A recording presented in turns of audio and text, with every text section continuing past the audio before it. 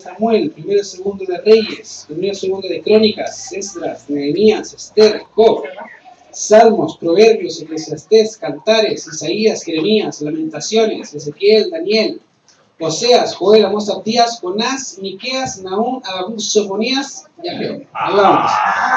La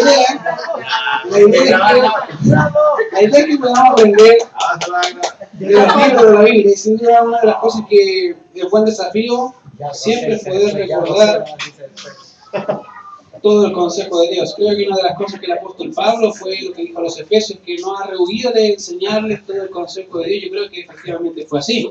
Pablo no solamente se dedicaba a enseñar partes de la Biblia, sino a enseñar realmente cada parte de ella. Y a la larga era poder descubrir que en cada uno y en el panorama general de la Biblia vemos a un personaje principal por sobre todas las personas: Dios, el Padre. Y de hecho el mismo Señor Jesucristo dice que cuando Él venga, cuando Él ya toda rodilla se doble ante su presencia, dará la gloria al Padre, a quien le pertenece. Y Ageo creo que es uno de los libros que debería darnos gozo y felicidad, porque en realidad el nombre Ageo significa festividad o alegría, tiene ese sentido de fiesta. Y sin duda tiene bastante que ver con el libro, porque el libro está enfocado netamente en lo que es la reconstrucción de un templo. Ya el pueblo de Israel había pasado mucho tiempo ya en cautiverio, 70 años donde el pueblo de Israel fue sujeto al imperio babilónico, bajo el imperio babilónico, y después vinieron los medo-persas. Y Ageo básicamente es contemporáneo a lo que es Esdras y Nehemías. Si usted lo ve al final, no significa que ahí va. Ya cronológicamente hablando, es muy contemporáneo lo que es el libro de Esdras y Nehemías. Ahora, dentro del libro de Ageo hay una expresión que puede encontrarla ahí, que por lo menos aparece unas 5 veces más o menos dentro del libro, y es la expresión meditar. Aparece, como les dije, 5 veces en este libro. Y lo interesante de esta expresión, o de esto, es notar que la primera palabra que encontramos como meditar es traducida con la palabra, básicamente, sus, que en primera instancia significa poner. No tiene mucho sentido al principio, dice poner. ¿Qué significa poner o meditar? Y dice, ¿por qué se le tradujo así? Y tiene la idea de tomar una determinación en pensamientos y actos. Y sin duda es interesante aquí notar esta descripción, porque el Señor no solo quiere llevarnos a pensar en lo que han dicho, sino en lo que han estado haciendo y sus resultados. Fíjense que el pueblo de Israel ya había pasado un tiempo, y no mucho ya, de volver del cautiverio. Y una de las cosas que debemos enseñarles es que el imperio, cuando el pueblo de Israel vuelve en 3 etapas. Vuelve con Zorobabel, que es la primera gran etapa que vemos, y Zorobabel en este libro es casi uno de los personajes que va a estar dirigida las profecías junto con los líderes del tiempo. Ahora, ¿por qué? Porque Zorobabel fue básicamente el dirigente que llevó más o menos 14.000 judíos a su nación de vuelta, gracias al decreto de Ciro. Ahora, como les dije, meditar es una de las cosas que van a encontrar mucho ahí. Y de hecho en el verso 6 dice lo siguiente: así ha hablado Jehová de los ejércitos diciendo, este pueblo, dice, no ha llegado aún el tiempo de que la casa de Jehová sea reedificada. Y más abajo en el verso dice, así ha dicho Jehová de los ejércitos. Verso 7, meditad sobre vuestros caminos, subid al monte y traed madera, reedificad la casa y poned en ella, y pondré en ella mi voluntad y seré glorificado, ha dicho Jehová. Buscáis mucho y halláis poco, y encerráis en casa, y yo lo disiparé a un soplo. ¿Por qué? Dice Jehová de los ejércitos, por cuanto mi casa está desierta y cada uno de vosotros corre a su propia casa. Y fíjense que el Señor dice en el 5 también, vuelve a repetir la misma expresión. Pues así ha dicho Jehová de los ejércitos, meditad bien sobre vuestros caminos. De esta manera, cuando se habla de meditar, tiene que ver, el Señor está exhortando a pensar del porqué de su poca producción en el trabajo, de por qué están teniendo mucha aflicción, por qué no hay lluvia, básicamente por qué no hay bendición. Y el Señor le dice, mira, piensa un poco, detente un poco en tu quehaceres cotidianos, pero piensa, ¿trabajas mucho? y disfrutas poco. Te esfuerzas mucho y no hay ganancia. Piensa. Y una de las cosas que Ageo le está diciendo al pueblo, está diciendo, mira, paren un poco y mediten y piensen por qué no están teniendo bendición cuando deberían tenerla. Dios prometió bendición, Dios les dijo, yo voy a estar con ustedes, yo voy a establecer un pacto y cumplo mi pacto, pero ¿por qué no hay bendición? Y fíjense que eso es una de las cosas que el pueblo debería o debía haber pensado, y el resto del libro van a encontrar una y otra vez la misma expresión de meditar. Pero si pudiéramos pensar en lo que respecta a nuestras vidas, ¿por qué está pasando lo que te está pasando? Sería como básicamente la idea que Ageo está preguntando. ¿Por qué te está pasando lo que vives? ¿O por qué estás cansado? Y no digo que cansarse sea malo, sino por qué estás tan agobiado como si no hubiese solución. Y fíjate que la idea, obviamente, le está haciendo una pregunta retórica. Y creo que la respuesta está en el mismo libro. Fíjense que el libro dice lo siguiente. El pueblo pensaba algo acerca de la casa del Señor. Y mire lo que dice el texto. Capítulo 1, verso 2. Así ha hablado Jehová de los ejércitos diciendo, este pueblo dice, no ha llegado aún el tiempo de que la casa de Jehová sea reedificada. Y el Señor le está diciendo, a ver, ¿ustedes están diciendo que no es tiempo? ¿De que mi casa, mi santuario, la presencia de Dios con ustedes no es tiempo para construirla? Bueno, eso lo dijeron. Y el Señor le está diciendo, ustedes están diciendo eso. El problema con eso es que fíjense ¿qué estaban haciendo entonces? Si estaban despreocupándose de la casa del Señor, de lo que Dios quería para el pueblo, ¿en qué se estaban preocupando? Y miren lo que dice el Señor. Y dice el verso 3, entonces vino palabra de Jehová por medio del profeta Ageo diciendo, ¿es para vosotros tiempo? ¿Para vosotros de habitar en vuestras casas artesonadas y esta casa está desierta? O sea, se han preocupado de sus propias casas, de sus propios quehaceres y la casa, mi casa, está sin hacer nada. Mis cosas están destruidas y ustedes están viviendo y preocupándose de ustedes mismos. Y creo que uno diría, ok, ya habían pasado 70 años en cautiverio donde tuvieron que pagar por sus pecados y obviamente por todos sus pecados. El imperio babilónico había caído en manos del imperio medio persa, más o menos en el año 539. Y el año siguiente, el primer grupo de dispersos encabezado por Zorobabel dirige por mandato de Ciro o lo dirige a su tierra. Y pareciera que ya todo había acabado, que todo estaba bien, que la generación se estaba reconstruyendo. Pero fíjense, uno diría, ok, en un año lo primero que voy a hacer es instalar mi casa. El Señor dice, mira, mi casa es más importante que tu casa. Y tú dices que no hay tiempo, que no es tiempo. Fíjate que una de las cosas que veo mucho de la casa de Dios es que hay un hombre que sin duda amaba la casa de Dios, David. Si puedo ver un hombre en la Biblia que amaba la casa de Dios, era David. De hecho, él dice que él le entregó de sus propios tesoros para la casa de Dios. Y yo sé que si él pudiera dar más, hubiese dado más. Dice, tengo mi afecto por la casa de Dios. Por eso hago esto. Por eso hago o dejo de hacer ciertas cosas, el afecto hacia la casa del Señor. Ya habían pasado 42.000 judíos ya a establecerse en una ciudad donde estaba totalmente destruida, no había nada, no había templo, el templo había sido destruido totalmente y empezaron a construir sus propias casas, las casas estaban armaditas, pero se enfocaron tanto en sus casas que dejaron de hacer lo que debían hacer. De hecho, fíjense, por eso en el versículo 2 le dice, mira, no ha llegado aún el tiempo.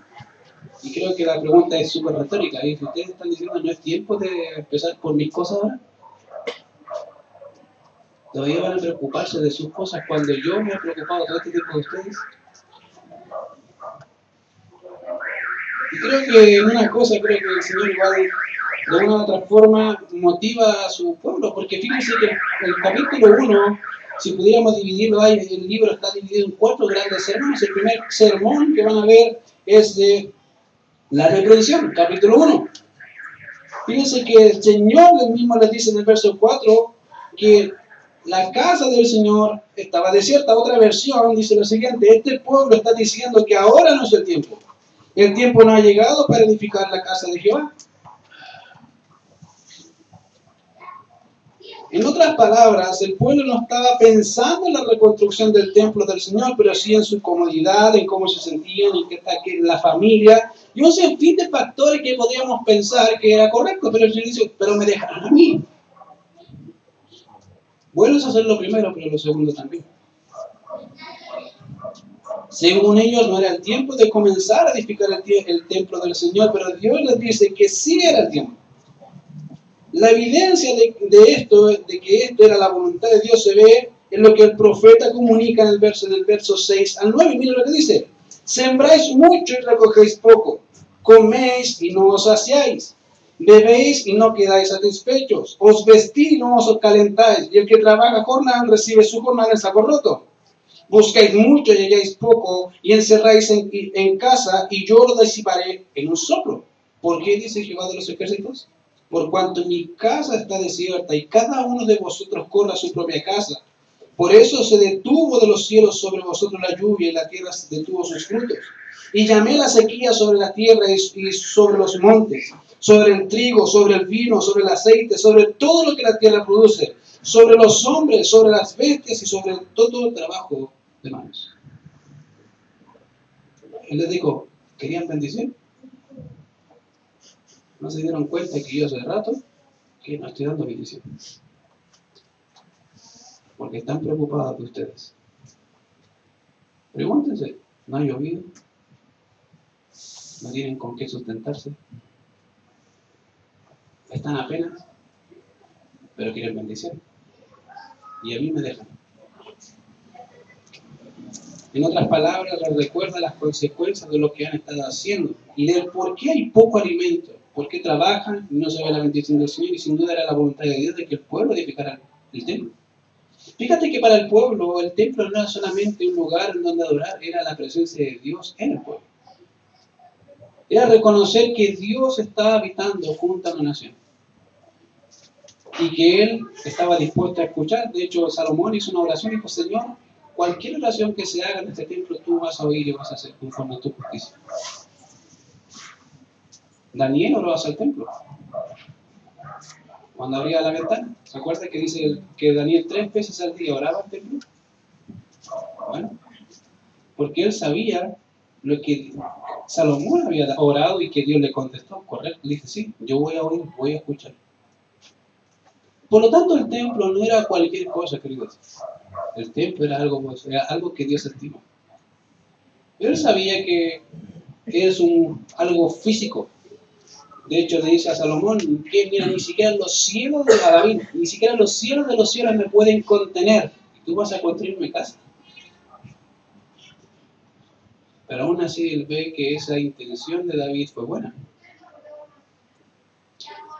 La pregunta es, ¿qué aprecio tienes tú por la casa de Dios? Y creo que es bueno pensarlo. Porque si para el pueblo de Dios se le olvidó, y quiero poner ese olvido como entre comillas, de estar tan preocupado de sí mismo, no dejaron hacer las cosas de Dios, la pregunta es, ¿cuánto estimas tú las cosas de Dios? ¿Cuánto valoras lo que Dios te da aquí? ¿Cuántas iglesias predican la palabra, querido? ¿Te gusta o no te gusta? Son pocas. La pregunta es, ¿cuánto estimas tú las cosas de Dios y su casa? Todo lo que Él te da. Fíjate que en el verso 8, el mismo Señor les recuerda, mira, ¿qué tienen que hacer? Ya, no solamente dice, mira, están desenfocados, pero hagan algo. No le dice, ya, pucha, qué lata, no. Hagan algo. ¿Y qué les dice en el verso 8? Subid al monte y traer madera y reedificar la casa y pondré en ella mi voluntad y seré glorificado, ha dicho Jehová. No solamente les dice, están mal, están pensando mal, sino que ya, están mal, están totalmente errados en su forma de pensar, pero hagan algo. Pónganse a trabajar. Y podríamos pensar en Zorobabel que dice, pucha, sí, venimos llegando, Señor, estamos cansados. Y, pucha, y tengo familia, pues, Señor. Son las 10 y ya me tengo que ir. Mira lo que dice. Una cosa debemos entender, queridos, es que antes de que Dios construyera, o por manos de Esdras, todo lo que y Nehemías el templo y también lo que es los muros, Dios ya había dispuesto su voluntad de a que el templo se construyera, que la presencia de Dios estuviera ahí. No solamente, y fíjate algo interesante, Dios no empezó por los muros, Dios empezó por el corazón. ¿Y por qué? Porque empezó por la parte que es más importante para Dios, que es Él. Si Dios construye por dentro el corazón, Dios por fuera, van a ver los resultados. Y fíjate que empezó por la parte espiritual de la nación caída, en idolatría. Empezó reconstruyendo su relación con su nación. No empezó por fiestas, no empezó por cosas materiales, no empezó por su espiritualidad con Dios. ¿Cómo estaban por eso? Y para eso tenían que entender que hay algo importante en mi casa. Porque en la casa estaban los sacerdotes y enseñaban al pueblo la ley. Donde aparece Esdras. Y comunica la ley, que era en realidad el principio de lo que vemos ahí. Ahora, creo que podríamos entender algo con respecto a esto, y es que no importa el tiempo, sino que estemos dispuestos a escuchar a Dios y obedecer. No importa el tiempo. Si Dios te está diciendo algo hoy, sé obediente y hazlo. No te des vuelta. No tengas excusa. Dios es paciente, querido. Pero si no hace la obra contigo, lo va a hacer con otro. No se detiene. Su obra no para. La pregunta es, ¿quieres ser partícipe de esa obra? Está en ti. Dios te dice, ahí está. Si no quieres, no importa. Dios no se... Mire, queridos, piensa lo siguiente. Dios te salvó. Te cambió. Para que todo lo que hagas sea para su gloria. Y más encima te dice, quiero que participes de mi obra, de mis cosas, de mi bendición, y todo eso es para mi gloria. ¿Quieres participar? Fíjate que el pueblo entendió algo y fue exactamente lo que Dios quería. Fíjate el verso 12 del capítulo 1, dice, yo Zorobabel, hijo de Salatiel, y Josué, hijo de Josadac, sumo sacerdote, y todo el resto del pueblo, la voz de Jehová su Dios. No el Dios, sino su Dios. Y las palabras del profeta Ageo, como les había enviado Jehová su Dios. Y temió el pueblo delante de Jehová. Entonces Ageo, enviado de Jehová, habló por mandato de Jehová al pueblo diciendo, yo estoy con vosotros, dice Jehová. Si tienes alguna duda de hacer esto, yo estoy contigo. Yo voy a estar ahí. Querido, mira, predicar el Evangelio no solamente es hacer la voluntad de Dios, sino es obrar para la gloria de Dios. Son obras de gracia que el Señor nos permite participar. Y Él dice, yo estaré con vosotros todos los días hasta el fin del mundo. Amén. Y fue exactamente lo que le dice al pueblo, mira, edifiquen el templo, yo estoy contigo. Y despertó Jehová el espíritu de Zorobabel, hijo de Salatiel, gobernador de Judá, y el espíritu de Josué, hijo de Josadac, sumo sacerdote, y el espíritu de todo el resto del pueblo, y vinieron y trabajaron en la casa de Jehová de los ejércitos su Dios. En el día 24 del mes sexto, del segundo año del rey Darío.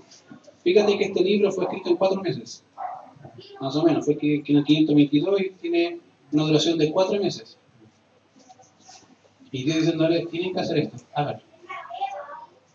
Y el pueblo respondió, háganlo. Mira, querido, yo hace tiempo, y creo que al grupo se lo he dicho, yo una de las convicciones que tengo es que el Señor no nos quiere aquí solamente. Y no pude dejar de pensar en eso. Y dije, bien, qué gracias, Señor.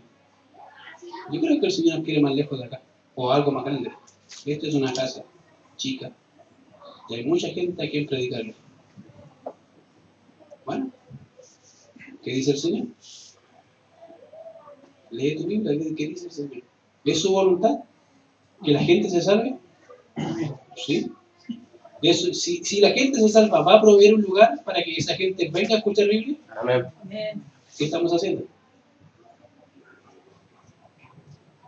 Buena pregunta. Fíjate que eso fue lo primero que vemos en el libro. Pero si pudiéramos recordar la gloria del primer templo y su hermosura, creo que podríamos pensar en un texto que refleja muy bien cómo era el primer templo. Esdras 3, 12 y 13 nos habla de esto y de lo que sucedió cuando el templo fue reedificado y nos dice, fíjense que algo interesante, había gente en esta época que todavía pensaba en el primer templo de Salomón, grandioso sin lugar a dudas, espléndido. Pero cuando construyeron este segundo templo, Esdras dice lo siguiente, Esdras 12 y 13 dice, y muchos de los sacerdotes, de los levitas y de los jefes de las casas paternas, ancianos que habían visto la casa primera, viendo echar los cimientos de esta casa, lloraban en alta voz, mientras muchos otros daban grandes gritos de alegría, y no podía distinguir el pueblo el clamor de los gritos de alegría de la voz del lloro, porque clamaba el pueblo con gran júbilo, y se oía el ruido hasta de lejos. Básicamente, unos lloraban no porque sea el grande el templo, sino porque tan, ¿cómo podría decirlo coloquialmente? ¿Qué tan charcha era el templo en comparación al primero? ¿Y esto es para Dios? Esto que estamos con... Y ellos lloraban, decían, esto no puede ser, yo me imagino en su mente, en su corazón, dice, esto no puede ser para Dios, si es el rey. Y otros felices porque era el primer templo que habían visto.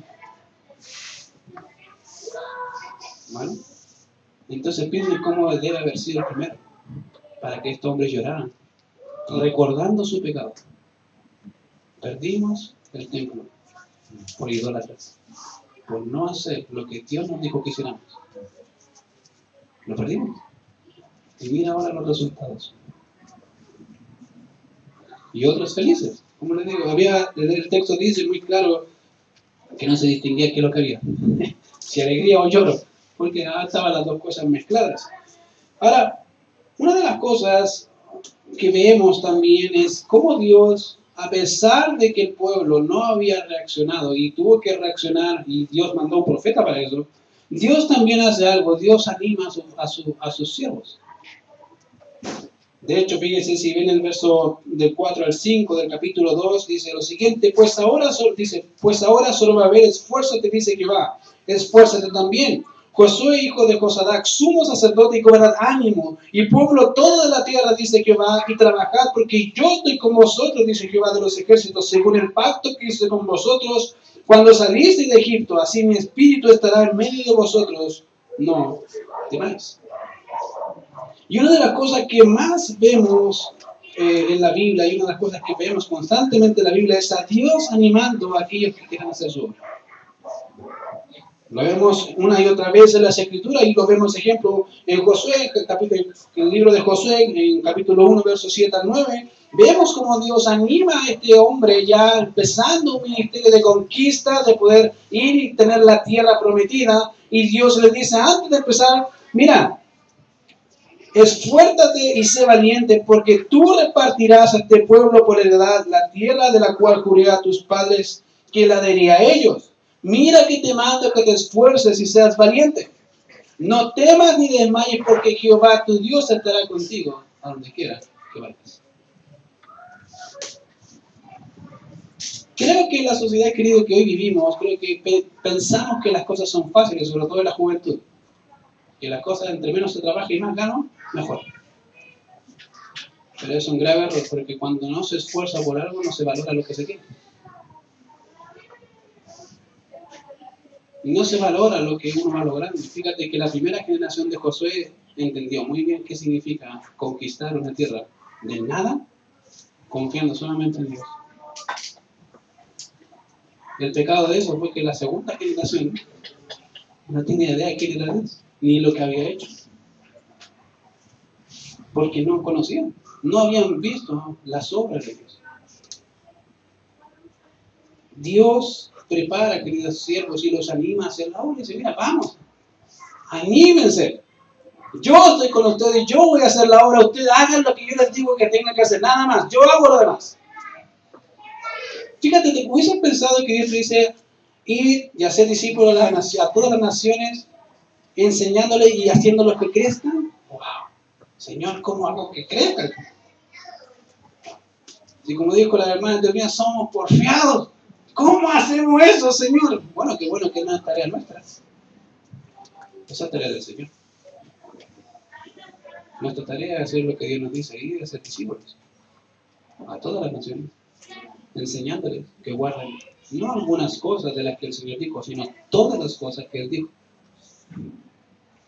Y ahí está, el pueblo animando y Dios animando a este hombre, Josué. El salmista también, guiado por el Espíritu Santo, dice, aguarda a Jehová, esfuérzate y aliéntese tu corazón, sí, espera a Jehová. O sea, mira, dale. Esfuérzate en hacer mi voluntad, esfuérzate en hacer lo que yo, espera a Jehová, sí. Espera a lo mejor, haz lo mejor siempre. Y fíjese, y en este momento Dios también animó a Zorobabel y a los dirigentes a seguir, a hacer la obra de Dios. Pero ¿qué fue lo que motivó el corazón de los líderes? ¿Qué crees tú que motivó el corazón de Zorobabel a seguir haciendo lo que Dios le ha dicho? No fue la mano de obra, por si acaso.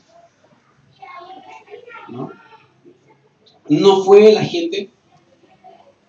Fue una sola cosa que le dijo el Señor, y está en el verso 4 del capítulo 2, dice, porque yo estoy con vosotros, dice Jehová, los ejércitos. Y ahí está lo que motivó el corazón de Zorobabel. Yo creo que cuando Zorobabel escuchó a Jehová y le escuchó decir, yo estoy contigo, Zorobabel, yo voy a estar en todo lo que haga, siempre y cuando haga mi voluntad, Zorobabel dijo, ahí está, vamos, Señor, yo voy a hacer tu voluntad. Porque tú estás conmigo, no importa lo que pase, tú vas a ayudarme, tú vas al frente. Y aquel gran Jehová que combatió por nosotros está con nosotros. Amén. Y Él va a vencer. Y si aún hubiese algún cuestionamiento, como somos duros, el Señor refuerza la idea. Fíjense que me gusta esto porque el Señor no solamente hace, sino que si hubiese algún cuestionamiento, Dios nos lleva a los eventos pasados y lleva a Zorobabel al evento pasado en Egipto para recordarle, así como estuve allí, estoy contigo hoy. Mira lo que dice el texto en el verso 5. Según el pacto que hice con vosotros cuando salisteis de Egipto, así mi espíritu estará en medio de vosotros, no temáis. Wow. Creo que la gran mayoría de las personas creen que Moisés es un gran profeta de Dios. Pero Moisés en realidad fue un instrumento de Dios en el cual el Espíritu Santo guió al pueblo. Fue él guiando al pueblo por el camino. Y una de las cosas que Ageo, guiado por el Espíritu Santo, le dice, mira, según el pacto que hice con vosotros cuando saliste de Egipto, que yo les daría la tierra, que yo voy a hacer esto, que yo voy a cumplir mis promesas. Y así los guié por el desierto. Y así les di que los sacaran de Egipto. Así estoy contigo. Yo no sé si eso te anima, pero debería animarte. Porque para este hombre eso fue todo y manos a la obra. No tuvo que venir un ángel a decirle eso, no tuvo que venir una visión. Fue un profeta común y corriente, una persona común y corriente, y dice, mira, Dios dice esto y hay que hacerlo. Dios lo dice. Fíjense cómo recordar las palabras del Señor antes de irse. Cuando dijo en Mateo, yo estaré con vosotros todos los días. Todos los días. Hasta el fin del mundo. Y no sé si se anima, pero debería animar tu corazón y decir, todos los días, Señor, si todos los días estoy aquí, contigo. En los momentos en que tú no me ves, ahí estoy yo. Aunque tú no lo creas. Sosteniéndote. Y aun cuando quieras desfallecer, ahí estoy yo sosteniéndote.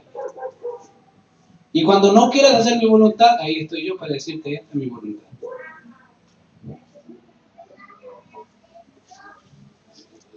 Fíjate que una de las cosas que vemos acá es que Dios anima a aquellos que quieren hacer su obra, querido. ¿Tú quieres participar de la obra del Señor? Ahí está. Tercer sermón. Tercer sermón habla acerca de la piedad del pueblo.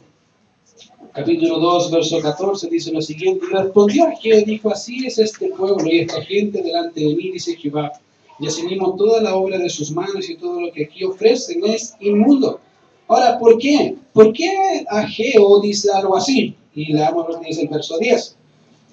A los 24 días del noveno mes, en el segundo año de Darío, vino palabra de Jehová por medio del profeta Ageo, diciendo, así ha dicho Jehová de los ejércitos.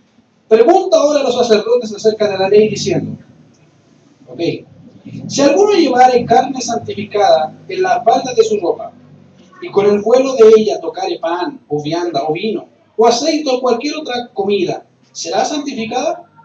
Y respondieron los sacerdotes, dijeron no. Y dijo Ageo, si un hombre inmundo, a causa de cuerpo muerto, tocare alguna cosa de estas, ¿será inmunda? Y respondieron los sacerdotes y dijeron, inmunda será. Y respondió Ageo y dijo, así es este pueblo y esta gente delante de mí, dice Jehová. Y asimismo toda obra de sus manos y todo lo que aquí te ofrecen es inmundo. Ahora pues, meditad en vuestro corazón desde este día en adelante, antes que pongan piedra sobre piedra en el templo de Jehová. Wow. Fíjate que cualquier cosa que Dios quiera hacer va a ser estorbada cuando es hecha con manos inmundas. Y una de las cosas, ilustraciones que hace el Señor acá es hace ocupar la ley. Dice, ok, sacerdotes y maestros, si una persona viene y lleva algo sagrado, santificado para el Señor, y toca cualquier cosa, ¿es santificada? No. No puede ser santificada porque eso es santificado. Ok, y si una persona inmunda que toca a un muerto, que era algo inmundo para el pueblo de Israel, y toca cualquier otra cosa, es inmundo. Bueno, así es este pueblo inmundo. En otras palabras, lo que el sacerdote o lo que el Señor está diciendo acá es, mira, la rectitud nunca se transmite, el pecado sí. Nunca he visto una persona comportarse rectamente por amor al Señor y que se transmita eso a un incrédulo. Nunca lo he visto. A lo más he visto respeto, pero de corazón es un rebelde. Pero sí he visto cómo se transmite el pecado en boca de 1 y 2 y 3 y 4 y como que rápido. Así empiezan los chismes. Fácil. Bueno, y dice, mira, esto que están haciendo es inmundo para mí. Así que preocúpense de su piedad. El pueblo puede ofrecer lo que sea, pero bajo mis condiciones. Este es mi plan, este es lo que yo quiero, pero no se hace como ustedes quieren, se hace como yo quiero desde el principio a fin. No se, miren, en este punto, querido, no se aplica el dicho que el fin justifica los medios. O esa es la forma de Dios o no hay de ninguna otra forma. John MacArthur, hablando de esto, de este pasaje, expresa lo siguiente, dice, aunque el pueblo había traído ofrendas mientras no prestó atención a la reconstrucción del templo, sus ofrendas no habían sido aceptables. Su pecado había contaminado sus ofrendas y estas perdieron toda eficacia. En otras palabras, no importa la cantidad de sacrificios que se puedan hacer mientras no haya santidad. Querido, tú puedes desvelarte ofreciendo algo a Dios, pero sin santidad no te vale de nada. Es inmundo para Dios. Mismo dice.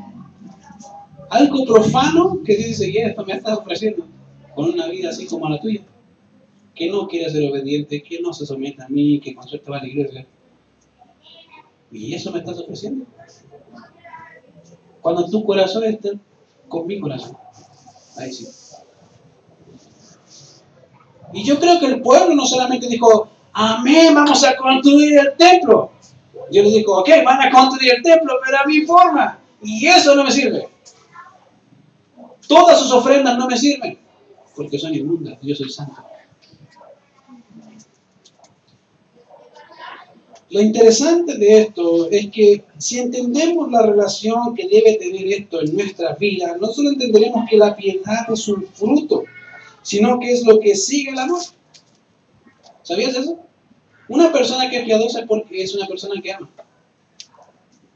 Y dije, pero ¿qué relación tiene la piedad con el amor? Dice, sí, sí la tiene, aunque no lo crean. Una persona puede amar, pero esto no se verá reflejado en lo que está no se verá reflejado hasta que se muestre a lo que está dispuesto a hacer.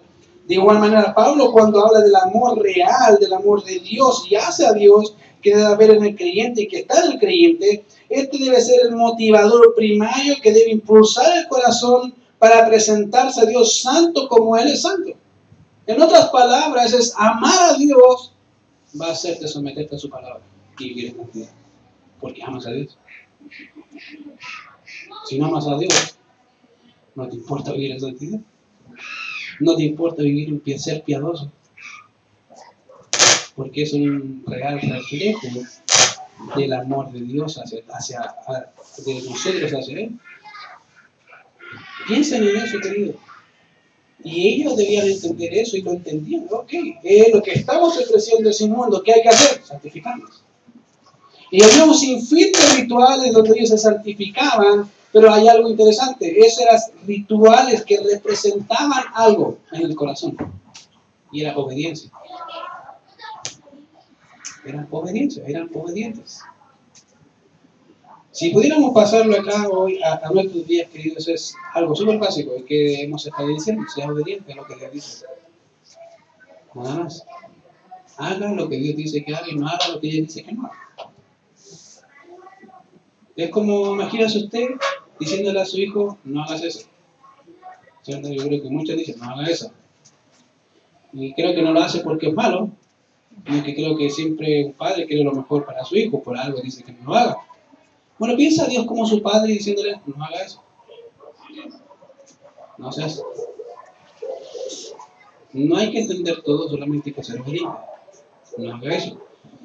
Y fíjense que al final vemos cómo Dios no solamente habla de que Él hace y debe vivir la gente en una forma piadosa, sino que cuál es el fruto. Y miren al final del pasaje, del verso 20 al 23, dice lo siguiente.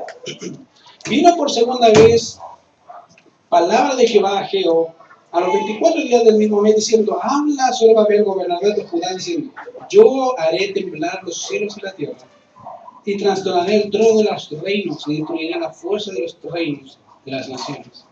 Trastornaré los carros y lo que en ellos suben, y vendrán abajo los caballos y sus jinetes, cada cual por la espada de su hermano. En aquel día, dice Jehová de los ejércitos, te tomaré, oh vos, Zorobabel, hijo de Salatiel, siervo mío, dice Jehová, y te pondré como anillo de sellar, porque yo te escogí, dice Jehová de los ejércitos. En otras palabras, dice, mira, todos estos reinos que tú ves, un día se finirán, ya no van a estar. Yo voy a gobernar. Y eso es lo que esperamos. Nosotros un día que todo esto se acabe y que veamos aquel rey, el único rey, Cristo Jesús. Y nosotros dándole gloria y honra a Él. Queridos, mira, hay cosas que son difíciles y hay otras cosas que no son tan difíciles. Creo que Ageo fue uno de los libros más gráficos que dice, mira, esto es lo que Dios quiere. Hace. No te des vuelta, haz lo que Dios te dice. Y si hay impiedad, límpiate y haz lo que Dios te dice. No dejes pasar más tiempo en hacer la voluntad de Dios. ¿Cuál es su voluntad? Lee la Biblia y vas a ver. Bueno, Señor, te damos gracias.